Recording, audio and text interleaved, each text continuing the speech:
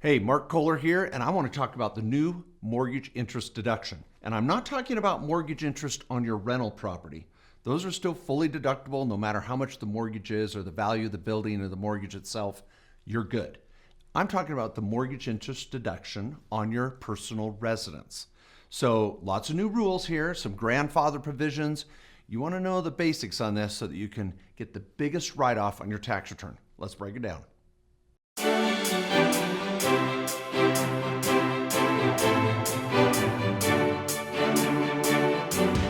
Now, the best way to understand this is to understand the old rule before the Tax Cuts and Jobs Act. So pretty much 2017 tax year and back. Then when we talk about 2018 until approximately 2026, we can talk about the new rule. That way it's easier to make sense of this and file your current tax return moving forward.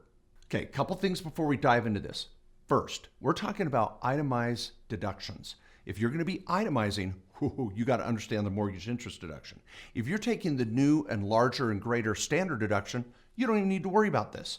And so if you're single, you're looking at about $12,400, $12,600 as it gets adjusted in years to come. If you're married, $24,400, $600, yada, yada.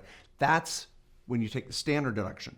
If you've got mortgage interest write-offs, some state taxes, some charitable donations, you're going to be itemizing. That's why you want to know this. Next, we want to understand the differences between the old rule and the new rule, so it's easier, and there's some provisions that carry forward. So let's talk about 2017 and back. So in 2017 and earlier, the rule was you could write off the mortgage interest on up to $1 million worth of home mortgages on your first or second home, vacation home. It could be a first or a second loan. It could be a HELOC. It was all any mortgage interest on these homes. And then you had a kicker of up to an extra $100,000 of HELOC mortgage that you could write the interest off as well.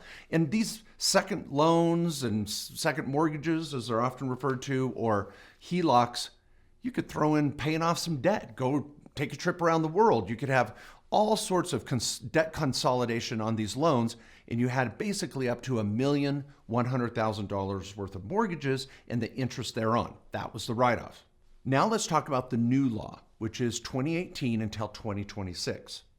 Now under this new provision, you can only write off the mortgage interest on up to $750,000 of combined mortgages on your first or second home.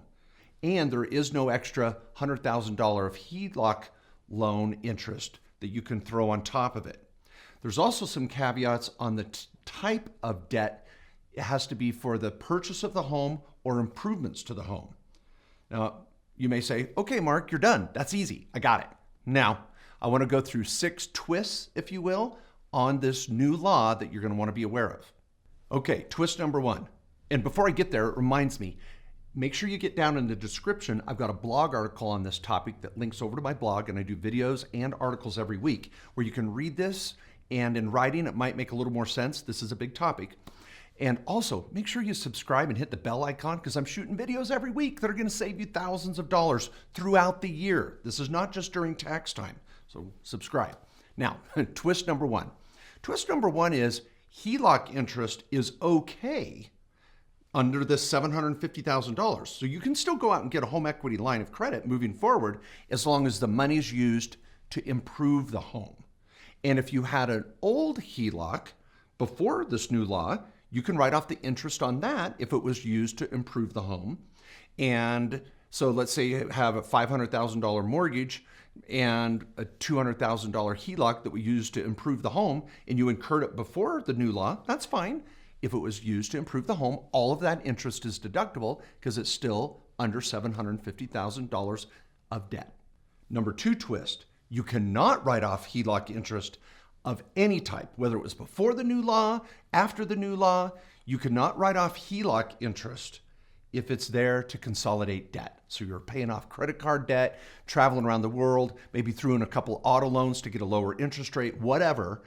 You cannot write off the interest on any HELOC debt that is part of that consolidation of personal debt. Now, so you're going to go, oh my gosh, I had an old HELOC before 2018. Part of it was to improve the home and part of it was to consolidate debt. So now you got to do the math. And you got to say, ooh, well, of that $200,000 of HELOC debt, 100 of it was to improve the home, 100 of it was debt consolidation. So you can only write off the interest on half of that loan. So you're going to have to do some math in this process and make sure your accountant, if you're having a tax preparer do this, understand what that loan looked like that you incurred before the new law. Number 3, let's talk about that grandfather provision also on the total amount of debt. If you had a debt on your home purchase for debt acquisition or improvement that was up to $1 million and you incurred that debt before the new law, you're allowed to stay with the $1 million worth of debt. Now, you don't get the kicker of that $100,000 worth of HELOC debt and interest, but you can be grandfathered in and keep the $1 million worth of debt and the interest thereon as a write-off if you incurred that mortgage before January 1st, 2018. But moving forward, it's only that $750,000 of combined debt. Fourth twist, and I love this one. This is an important one to know. Can you write off the interest to go buy a vacation home? Yes. Second home qualifies for mortgage interest. That could be an RV even. It could even be a boat or a yacht if you're in that market. Because it's got toilet facilities and a bed in it, it counts as a second home. So that the interest on that would be a write-off as a second home. But if you take out a HELOC or a home equity line of credit on your primary residence to go buy the second home or the RV, it's not a write-off. It's got to be a new acquisition debt used to acquire the second home, then that interest is a write-off. And that goes for the grandfather provision. So if you bought an RV back in 2015 and you got a new loan to do it, the interest is still a write-off on that as long as your combined debt is under $750,000. And if you're grandfathered in with another loan, you could even get up to the $1 million. But if you took out a home equity line before the new law to buy the RV, that is not a write-off because it's a home equity line not used to improve the property that HELOC was against. Number 5 twist, the refi. I had a phone call about this from a client just a week ago. Let's say you're now under the new law. You've got $1 million worth of mortgage debt, so you're grandfathered in. You bought a home before 2018, and you've got this bigger debt, and you can write off the interest on it. And now you refi the whole $1 million. Can you write off the interest on that when the new law says it's only $750,000? The answer is yes, because you're refining a debt before 2018 that was used to purchase the home or to improve it. So if you refi that whole thing, you can still write off the interest on up to $1 million. But beware, if the refi has any sort of debt consolidation or you're using some of that refi money to go buy the RV or a second home, that interest on that portion of the refi would not be a write-off. Now, that's a little tricky. It's again in my blog article. Read up on it, talk to your accountant on that. 6th twist, international property. That's right. You can write off the interest on a second home, even if it's not in the US, and it's a write-off, again, keeping it under the $750,000 cap, but it has to be debt used to or incurred to acquire the property. You can't, again, take out a HELOC on your primary home and go buy a property international and write off the interest on that. You got to go get a new debt in this locale to get that second home, and then the interest on it is a write-off. In summary, a little technical, right? It sounds crazy, but you want to know these rules so that you can talk to your accountant intelligently, or if you're preparing your own tax return, you can rock it and know exactly what to do on that Excel spreadsheet. So continue to learn little tips like this. They'll help you, and subscribe below. You're going to love it. It's going to help you get tips throughout the year to help you save taxes and better live the American dream. Hey, thanks for watching. I hope that was impactful, and I want to save you even more. First, down below, I've got a link to my weekly newsletter. It's free. I've been doing it for over 12 years. It's got deadlines, tips, and articles, videos. You're going to love it.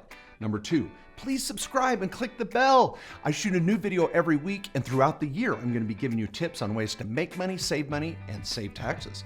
And third, please share this on your social media. I'm on all the outlets, and it may even help your friends and family save and better live their American dream too.